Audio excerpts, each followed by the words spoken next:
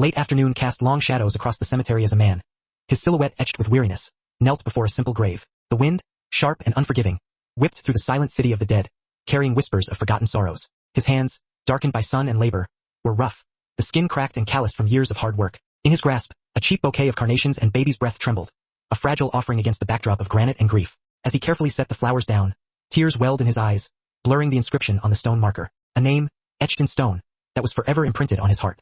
A name he would carry with him until his own dying breath. Behind him, the air crackled with a sudden, icy presence. A voice, cold and sharp as shattered glass, cut through the stillness. "That's my husband's grave." The words hung in the air, laced with accusation and pain. "Who are you? Why are you crying here?" He froze, every muscle in his body tensing. Slowly he turned. A woman stood there, framed by the encroaching twilight. Her figure was elegant, draped in an expensive, impeccably tailored coat that spoke of wealth and privilege. But her eyes, oh her eyes, were sharp, filled with a raw grief that cut deeper than any diamond. They held suspicion, too, a guarded question in their depths. He clutched the remaining flowers tighter, their stems digging into his palm. What business did a poor, single father have at the grave of a millionaire's husband? A gulf separated them, vast and unbridgeable. The man straightened, slowly, deliberately, his broad shoulders slumped with exhaustion. His worn jacket was thin at the elbows, the fabric frayed and faded. His boots, scuffed and scarred, had borne the brunt of too many harsh winters. "I'm sorry," he managed, his voice thick with emotion, cracked with a grief that was not his own, yet intimately connected. "I didn't mean to intrude." The woman took a step closer. Her coat whispered against the air, a soft rustle of money and power. Her face, framed by perfectly coiffed hair, carried the kind of weariness that money couldn't erase, the kind that clung to the bone. "You didn't answer my question," she said, her voice softening, just a fraction. "Catherine Brooks. Who are you?" He looked down at the grave again. The name engraved there, Jonathan Brooks, felt heavier than stone, a crushing weight on his soul. "My name is Darnell. Your husband saved my life." Catherine went utterly still, as if time itself had paused. Her eyes widened almost imperceptibly. "What do you mean?" Darnell's grip tightened on the bouquet, the plastic crinkling under the pressure. He had rehearsed this moment 100 times in his head, each scenario playing out with agonizing clarity. But no amount of preparation could ease the pain, the profound sense of inadequacy. It never got easier. 3 years ago I was living in my car with my daughter. She was 4 years old then. We had nothing. I'd lost everything. My wife left. The business failed. The bank took the house. I couldn't even afford to feed my kid. He looked up at Catherine, searching her face for a flicker of understanding, a glimmer of empathy. Her expression hadn't changed, remained a carefully constructed mask of composure. But something in her eyes had shifted, a subtle flicker of curiosity, perhaps. "I was sitting outside a diner one night," Darnell continued, his voice barely a whisper. "Zoe was asleep in the back seat, bundled in a threadbare blanket. I was trying to figure out how to make $5 last until the weekend. Your husband walked out. I'd never seen him before. He saw me, saw the car, saw my daughter huddled in the back seat." Darnell's voice dropped, the words catching in his throat. He came over and asked if I needed help. I told him no. I was too proud, too ashamed to admit my desperation. But he didn't leave. He sat down next to me on the curb, amidst the grit and despair. He paused, gathering his courage. He pulled out a pack of peppermint candies and offered me one. Catherine's breath hitched, barely audible, a tiny gasp lost in the wind, but Darnell heard it. It was the sound of a memory resurfacing, a ghost from the past. He said something I'll never forget. He said, "Kindness doesn't need a reason. It just needs a moment." The wind picked up, swirling around them, carrying the scent of damp earth and decaying leaves. Dead leaves scraped across the path, a mournful rustling like the sighs of the forgotten. He gave me an envelope, told me not to open it until he left. Inside was enough money to get an apartment. First month's rent, security deposit, enough to start over.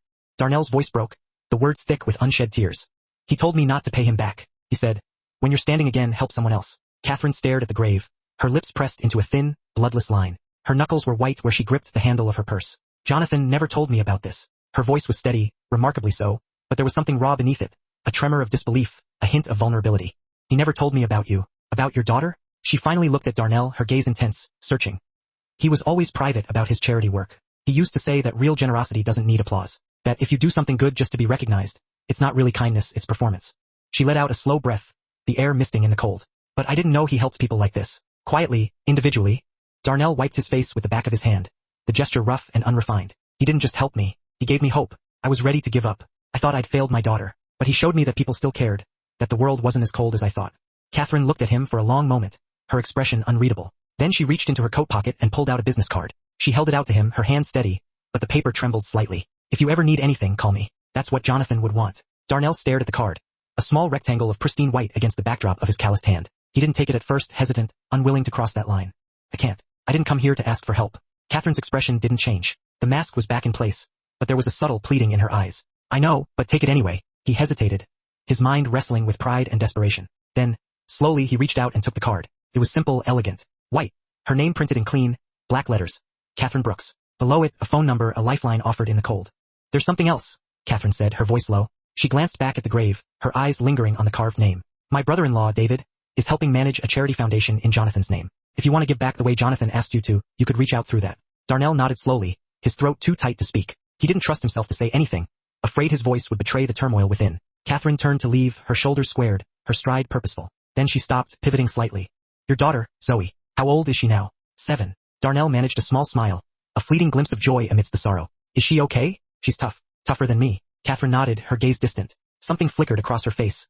A fleeting emotion he couldn't quite decipher. Sadness, perhaps. Or maybe recognition. Take care of her. Then she turned and walked away, her footsteps fading down the path, swallowed by the encroaching darkness. Darnell stood there alone, the business card clutched in his hand, a fragile promise in the gathering gloom. The grave was quiet, the silence broken only by the whisper of the wind. The flowers rested against the stone, a silent tribute to a life well lived. He whispered one last time, his voice thick with emotion. Thank you, Jonathan. Then he turned and left the cemetery, carrying the weight of gratitude and the burden of hope. The weeks that followed were harder than Darnell expected, a relentless uphill climb against a tide of misfortune. He'd been working 2 jobs, one at a warehouse during the day, hauling boxes and sweating under the fluorescent lights, another cleaning offices at night, scrubbing floors and emptying trash cans while the city slept. It wasn't much, barely enough to make ends meet, but it was enough to keep a roof over their heads and food on the table. Zoe was in school, thriving, making friends, her laughter a bright spot in their otherwise dreary existence. She smiled again, her eyes sparkling with the joy of childhood. Then, without warning, the warehouse shut down. No warning, no explanation, just a notice taped to the door. Due to unforeseen circumstances, this facility is permanently closed, effective immediately. One morning, budget cuts. The company was downsizing. Darnell was out, another casualty of corporate greed. He told himself it would be fine. He still had the cleaning job. He could pick up more hours, scour the classifieds, pound the pavement. He could find something else. But then the landlord, a man with eyes as cold and calculating as a shark, raised the rent. Not by a little, not by a reasonable amount, but by a staggering $200 a month. An impossible sum. Darnell tried to negotiate, to reason with him, to explain his situation. The landlord didn't care, his face a mask of indifference. Pay or leave, he said, his voice devoid of empathy. Your choice. Darnell didn't have a choice. He started looking for work, his hope dwindling with each passing day. Every diner, every shop, every warehouse within a 20-mile radius.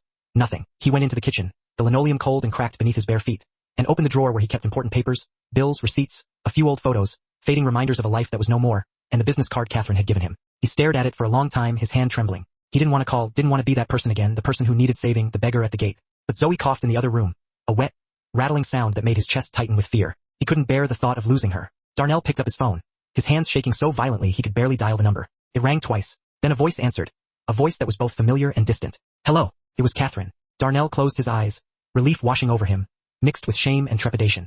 Catherine, this is Darnell. We met at the cemetery. I don't know if you remember. There was a brief silence on the other end, a pause that felt like an eternity. I remember. What's wrong? He tried to keep his voice steady, to mask the desperation that threatened to overwhelm him.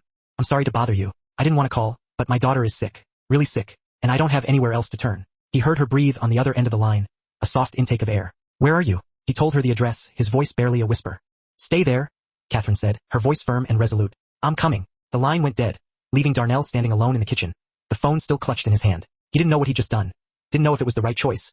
If he crossed a line he couldn't uncross. But Zoe coughed again, a weak, rattling sound, and he knew he'd made the only choice he had. Catherine arrived 40 minutes later, the sleek black sedan gliding to a smooth stop in front of the dilapidated apartment building. Darnell heard the car pull up outside, the rumble of the engine a stark contrast to the silence of his life. He looked through the window and saw a black sedan, clean, expensive, a world away from the beat-up jalopy he used to drive. Catherine stepped out, wearing the same tailored coat from the cemetery, her face etched with concern. He opened the door before she could knock, his gratitude a tangible presence. Thank you for coming, Darnell said quietly. I'm sorry, I didn't know who else to call. Catherine looked past him into the apartment, her eyes scanning the meager surroundings. The lights were dim, casting long shadows across the peeling paint. The heat wasn't working, the air thick with damp cold. She could see her breath misting in the air. Where's your daughter? In the bedroom. She's sleeping. Catherine walked inside without waiting for an invitation, her movements swift and decisive. She moved through the small space quickly, taking in the peeling paint, the cracked tiles, the thin curtains that didn't block the cold. She pushed open the bedroom door, the hinges groaning in protest. Zoe was curled under 3 blankets, her small body trembling with fever. Her curly hair spread across the pillow, her face flushed with heat. Her breathing was uneven, each inhale a ragged gasp. Catherine knelt beside the bed and placed a hand on Zoe's forehead, her touch gentle but firm. Too hot. How long has she been like this? Darnell stood in the doorway, his shoulders slumped, his face etched with guilt. His voice was tight with worry. 2 days. The clinic gave her antibiotics, but they're not working. I don't have the money for a hospital. Catherine stood and turned to face him, her eyes filled with a mixture of compassion and determination. Pack what you need. You're both coming with me. Darnell blinked, his mind struggling to process her words. I can't ask you to do that. You're not asking. I'm telling you. Catherine's tone left no room for argument. This apartment is freezing. Your daughter needs warmth and rest. I have a guest house behind my property. It's empty. You'll stay there until she's better. Darnell opened his mouth to protest, to voice his concerns, his objections, his overwhelming sense of unworthiness. Catherine cut him off, her voice low but firm. Jonathan would want this. You know he would. That stopped him, the words hanging in the air, a silent reminder of the kindness he had received. Darnell looked at Zoe, her face pale and drawn, then back at Catherine, her eyes unwavering. Okay. He moved quickly, his actions fueled by adrenaline and fear. He grabbed a duffel bag from the closet and threw in clothes, Zoe's threadbare jeans, her favorite t-shirt, a pair of worn sneakers. He added Zoe's stuffed rabbit, a faded and beloved companion. Its fur matted and worn from years of cuddling. A few books, battered and well-read, filled with stories that had transported them to another world. Catherine carefully lifted Zoe from the bed, her movements gentle and practiced. The girl stirred but didn't wake, her body limp in Catherine's arms. She was light, too light, her bones fragile beneath the blanket. They left the apartment, the door clicking shut behind them, a final farewell to a life of hardship and struggle. They got into Catherine's car, the plush leather seats a stark contrast to the worn fabric of their lives. Darnell sat in the back with Zoe's head resting on his lap, her breath warm against his hand. Catherine drove without speaking, her gaze fixed on the road ahead. The streets passed in silence, a blur of lights and shadows. 20 minutes later, they pulled through a wrought iron gate, the entrance to another world. The gate swung open automatically, revealing a long, winding driveway lined with towering trees. The main house was massive, modern, all glass and stone, a testament to wealth and power. Behind it, connected by a stone path, was a smaller structure, the guest house, a haven of warmth and light. Catherine parked and helped Darnell carry Zoe inside, their footsteps echoing on the polished stone floor. The space was warm, inviting, a living room with a crackling fireplace, a fully equipped kitchen, 2 comfortable bedrooms. It felt like a dream compared to the cramped and freezing apartment they had left behind. Catherine pointed to the first bedroom, her voice gentle. Put her in there. I'll call my doctor. He'll come right away. Darnell laid Zoe down on the bed, his movements careful and tender. The sheets smelled like lavender, a calming scent that soothed his frayed nerves. He pulled the blanket up to her chin and gently smoothed her tight curls away from her face, his heart aching with love and fear. Catherine was already on the phone in the hallway, her voice firm but controlled, reassuring him that everything would be all right. The doctor would be there within the hour, a specialist in pediatric care, a privilege he could never have afforded on his own. Don't worry about the cost, she said, her voice low and reassuring. Darnell stood in the doorway and watched his daughter sleep, the rhythm of her breathing still shallow and labored. He felt the weight of everything pressing down on him, the shame, the gratitude, the fear that he was falling again into the same trap, depending on someone else being a burden. But Zoe coughed softly, a weak and painful sound, and he pushed the thoughts away, banishing the darkness. He would do whatever it took to protect her, to keep her safe. Catherine ended the call and walked over to him, her face etched with concern. The doctor's on his way. He'll examine her and prescribe whatever she needs. Don't worry about the cost. Just focus on getting her better. Darnell's throat tightened, his emotions overwhelming him. I'll pay you back, he managed to say, his voice thick with emotion. I don't know how yet, but I will. Catherine looked at him steadily, her gaze unwavering. This isn't charity, Darnell. It's what Jonathan would have done, and it's what I'm choosing to do. Please, just let me help. She walked toward the door, her shoulders squared, her expression resolute. There's food in the kitchen. Use whatever you need. I'll be in the main house if you need anything. Then she left, closing the door softly behind her. Darnell stood alone in the guest house, the fire crackling merrily in the living room, casting dancing shadows on the walls. The warmth wrapped around him like something he'd forgotten existed, a long-lost embrace. He sat down on the couch and put his head in his hands, overwhelmed by the kindness he had received. The doctor came and went, his visit a blur of examinations and prescriptions. Zoe's fever broke 2 days later, the crisis finally averted. The color returned to her face, her eyes sparkled with life, her laughter filled the guest house with joy. She started eating again, smiling again, slowly regaining her strength. Darnell stayed in the guest house, but he couldn't sit still, couldn't shake the feeling that he was intruding, taking advantage of Catherine's kindness. Every time he tried to rest, the guilt crept back, gnawing at his conscience. He didn't belong here, in this world of wealth and privilege. He was a burden and obligation.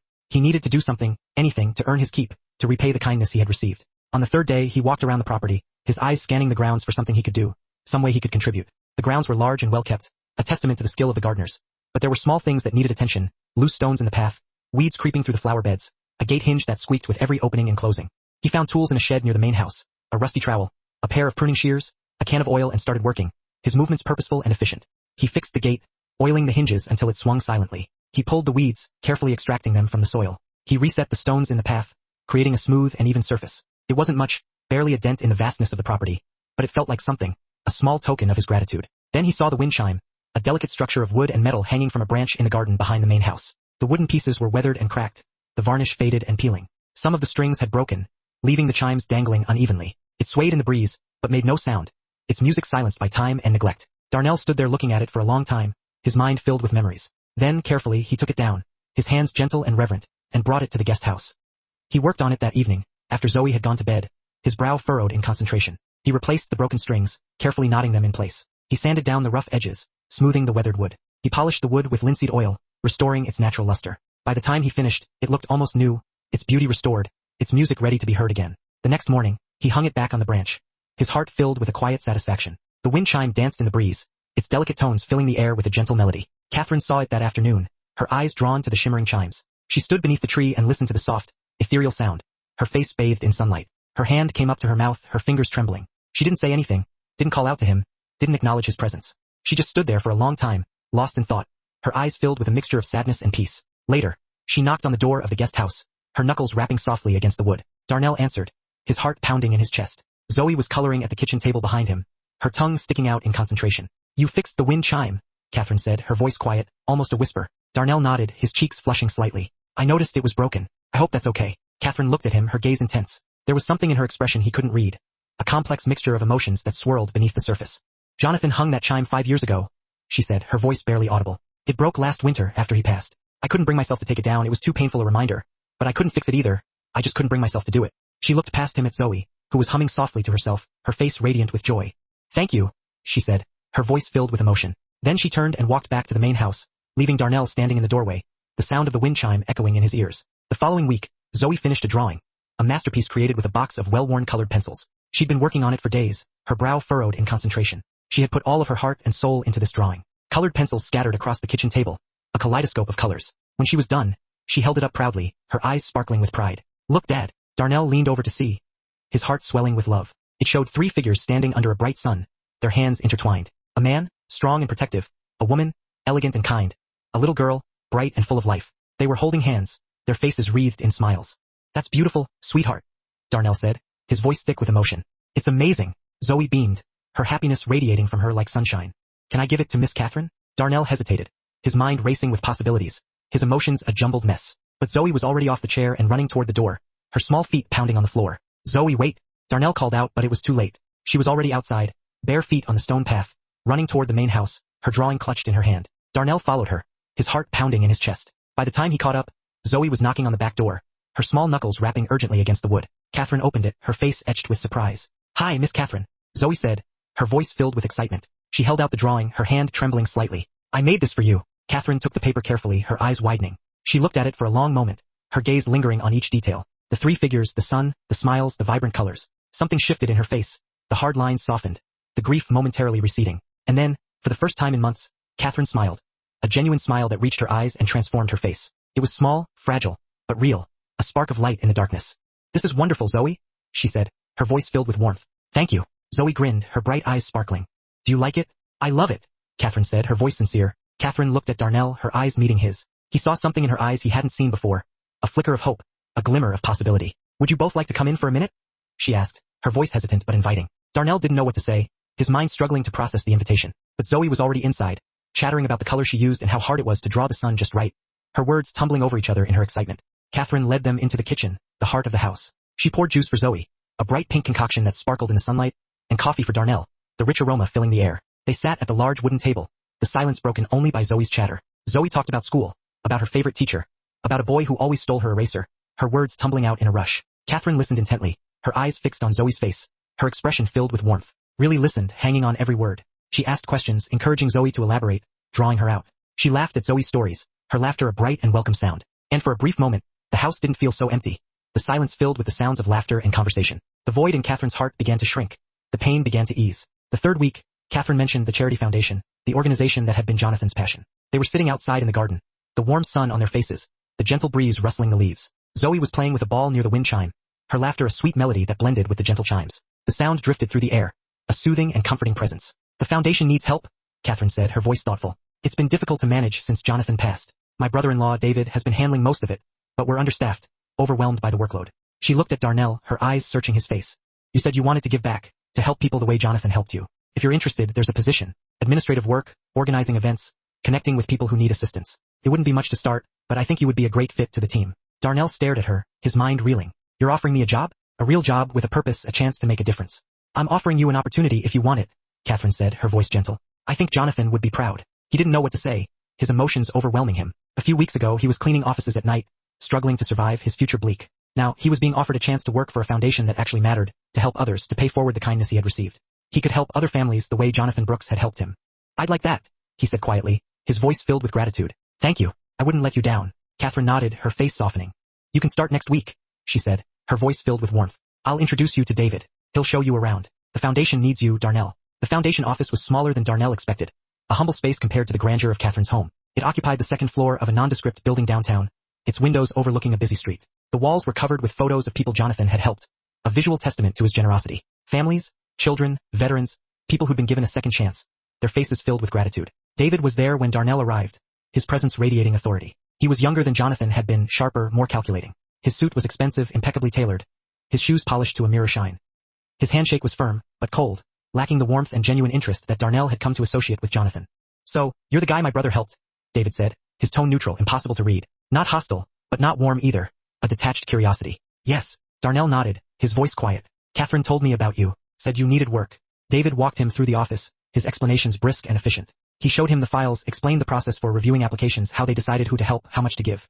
On the desk in the corner sat a glass jar filled with peppermint candies, the familiar scent instantly transporting Darnell back to that cold night outside the diner. He stopped, his eyes fixed on the jar, his heart pounding in his chest. David noticed his hesitation, his gaze following Darnell's. Jonathan always kept those around, he said, his voice matter-of-fact. Said it was a small thing, but it made people feel welcome. He always had the jar filled with the peppermint, a trademark gift of his. Darnell reached out and touched the jar, his fingers tracing the smooth glass. The same candies, the same ones Jonathan had offered him that night outside the diner, a lifeline thrown to a drowning man.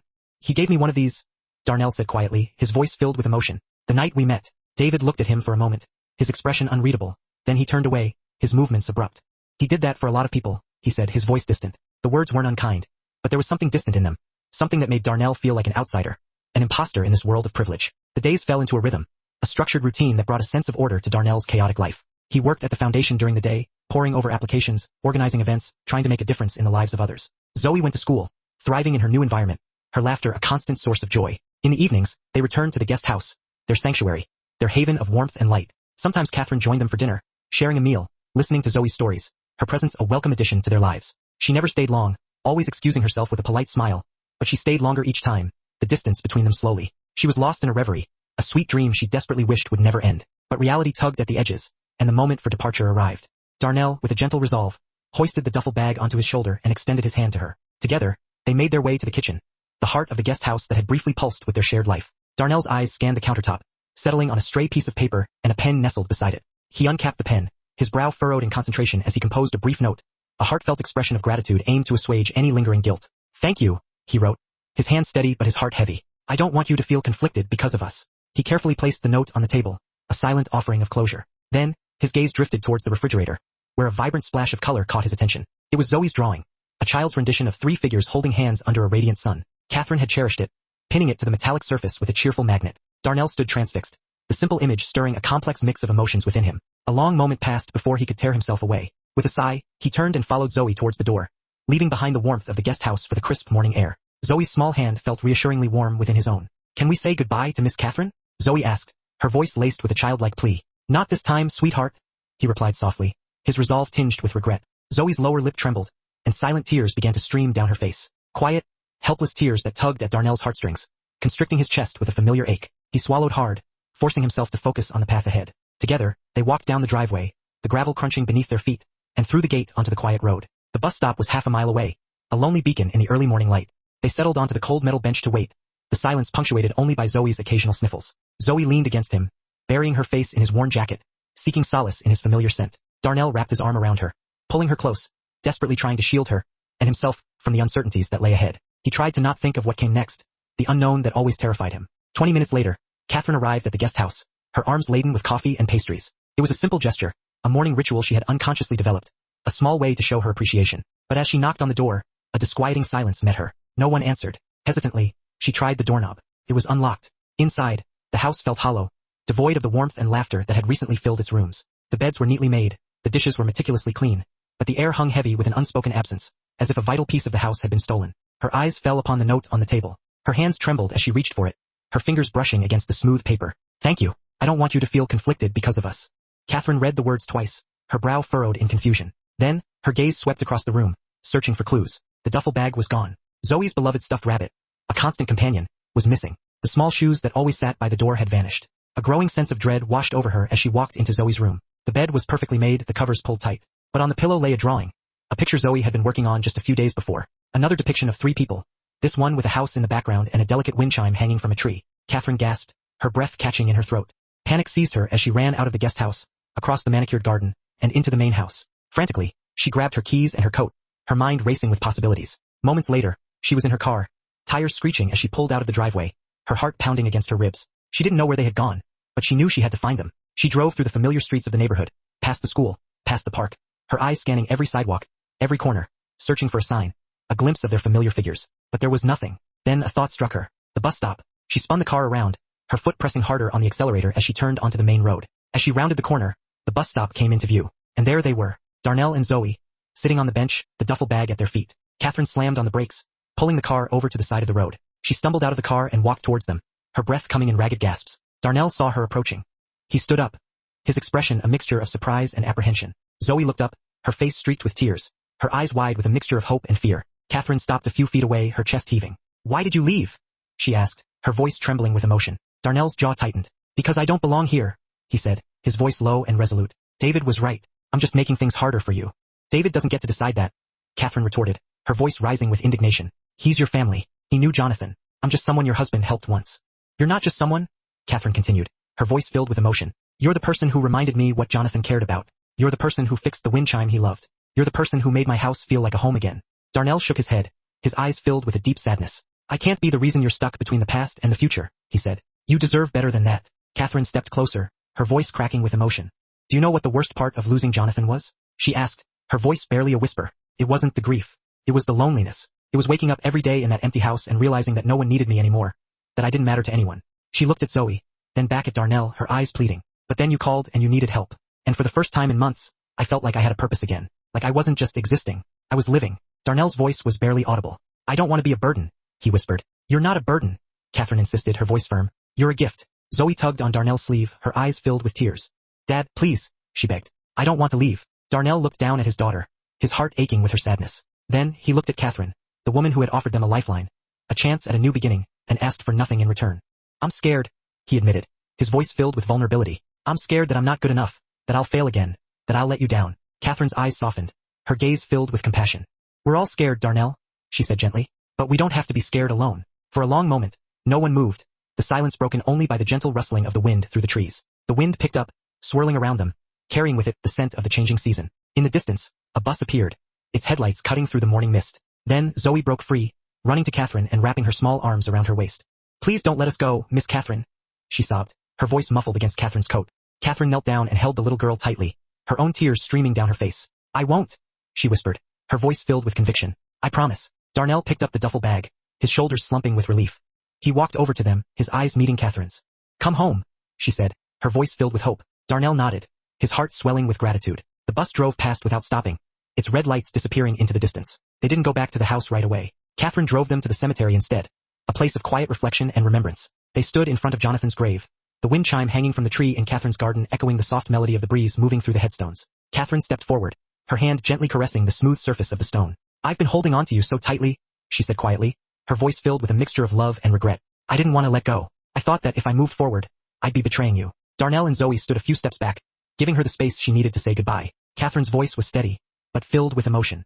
"But I know that's not what you would have wanted," she said, her eyes glistening with tears. "You always told me that life was meant to be lived, that love wasn't something to hoard, it was something to share." She looked at Darnell and Zoe, her gaze filled with warmth and gratitude. "You saved them once, Jonathan," she said softly. "Now it's my turn." She knelt down and touched the flowers Darnell had left weeks ago. They were wilted now, but still there, a testament to the enduring power of grief and remembrance. "I'm not replacing you," she whispered. "I'm honoring you by doing what you would have done, by opening my heart instead of closing it." She stood and turned to face Darnell and Zoe, her eyes filled with determination.